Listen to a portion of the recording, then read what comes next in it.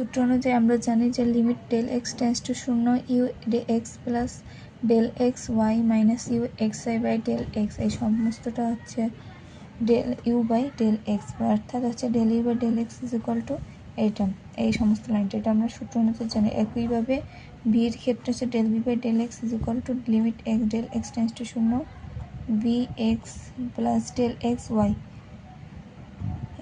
Minus v x y by del x, এটা এভাবে লেখা হয়েছে। এটাকে 2 নং সমীকরণ দেওয়া হয়েছে। তারপর হচ্ছে ক্ষেত্র 2 কাল্পনিক অক্ষ ওয়াই অক্ষ বরাবর ডেল এক্স ইকুয়াল টু 0 এবং ওয়াই টেন্স টু 0, সুতরাং 1 হাতে। তো আমরা এখন কাল্পনিক অক্ষ ধরছি, প্রথমে বাস্তব অক্ষ গেলে এটা হচ্ছে কাল্পনিক অক্ষ।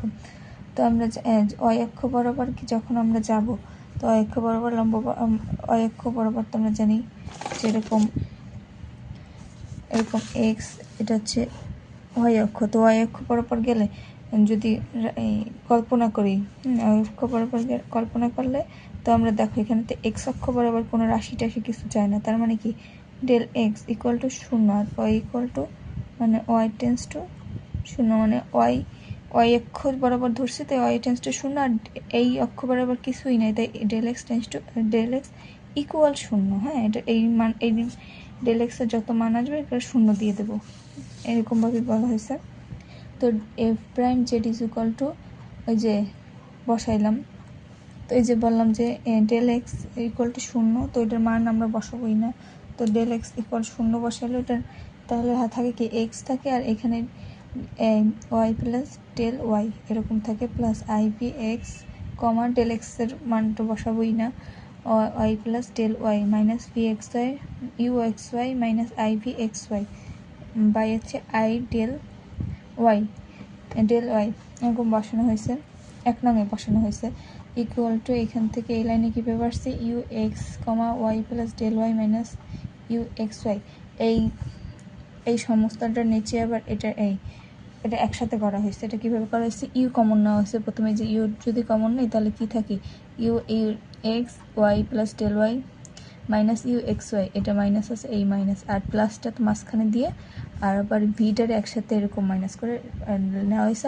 আর যেহেতু আই ডেল ওয়াই এটা সব দুই পাশেই আছে, এই পাশে আছে এই পাশে আছে, তো এই পাশে দেওয়া হয়েছে। আর এই পাশেরটা কীভাবে নাই, এইখানে দেখো এখানে একটা আই ছিল একটা আই ছিল, এই আইটা কমন নেই, নিচের আইটাকে মাইনাস করে দেওয়া হয়েছে, এর জন্য একসাথে লিখে দেওয়া হয়েছে f prime z equal to 1 by i del u by del y plus del u by del v by del y. এটা তোমরা জানি যে এটা সূত্র অনুযায়ী ডেল ভির ক্ষেত্রে আর ওয়াই এর ক্ষেত্রে del v by del y হবে, নিচে ওয়াই আছে, আর এই ক্ষেত্রে হবে del u by del y. এখানে দেখো এখানে ছিল এটা সূত্র অনুযায়ী আমরা জানি যে এটা সূত্র হচ্ছে এইটা। আবার একটা মাত্রা আমি বলছিলাম যে ডেল পরিবর্তন হবে, যে ডেল আমরা দেবো সবসময়, কিন্তু পরিবর্তন হবে কখন, যখন লিমিটটা বসাবে, লিমিটের মানটা বসাবো তখন এটা পরিবর্তন হয়ে এই ডেলটা হবে, যে এইরকম দুইটার নামই ডেল, এটার নামও ডেল এটার নামও ডেল, এক্ষেত্রে বুঝাই দিলাম। কিন্তু সূত্র অনুযায়ী আমরা জানি এটা ইকুয়াল টু এইটা। হ্যাঁ, আর 1 বাই আই আসছে কীভাবে, এই যে আই আছে এটাকে বাম পাশে 1 বাই আই করে লেখা হয়েছে।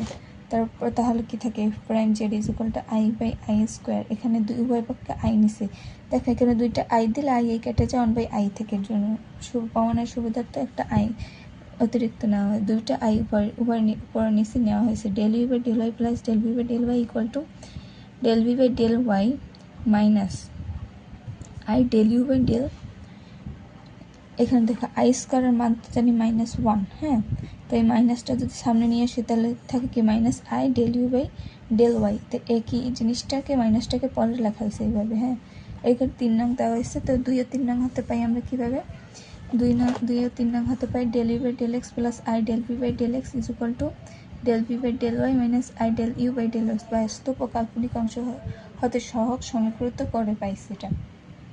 হ্যাঁ, এখানে আবার দেখি যে 2 এবং 3 নঙে কীভাবে পাইলাম, এটা হচ্ছে 2 নং, এবারটা হচ্ছে 3 নং।